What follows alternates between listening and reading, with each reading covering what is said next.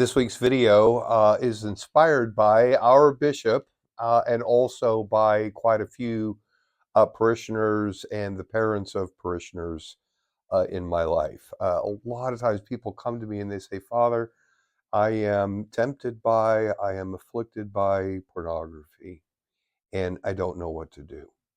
So I think the first step is to recognize the truth of what's going on in our world right now. What we're seeing is a very slight but subtle variation on what happened in the Garden of Eden. Um, Adam and Eve are standing underneath a tree. They're looking up at the fruit and they're wondering if what the snake is telling them is true or not. Is it really true that, that fruit contains something good for us, and for some reason God doesn't want us to have it? And what they discovered was that not only does the fruit not deliver anything good or wholesome or fulfilling for them, it just leaves them even emptier and more broken than they were before.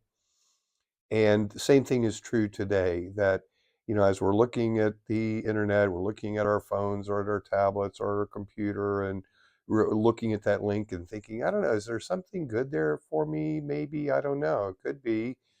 And what people discover is the same thing, that not only does it fail to deliver anything good or wholesome or fulfilling, but it just leads them to feeling even emptier and more broken than they were before. And so when people ask me, well, Father, how do I deal with all of this? I tell them to start with Psalm 139, verse 14, which reads, I praise you, Lord, for I am wondrously made. Wonderful are your works.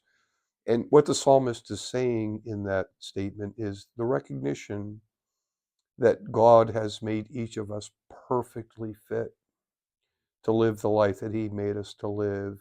And one of Satan's favorite lies is, well, that's just not true. You're not pretty enough, you're not smart enough, you're not strong enough, you don't have enough time, you don't have enough money. Again, all of these messages that say that you don't have what you need and you need to go get it. And that's how Satan tempts us to all kinds of things, not just pornography, but all kinds of things. So when you find yourself in that moment of temptation or that moment of just wondering, could this be a good thing? Go back to Psalm 139, verse 14, and remember that God has made you perfectly fit, and you already have everything that you need in order to be perfectly fulfilled, perfectly happy in this life and in eternity. So remember that God is who he says he is, you are who he says you are, and live the life that he made you to live.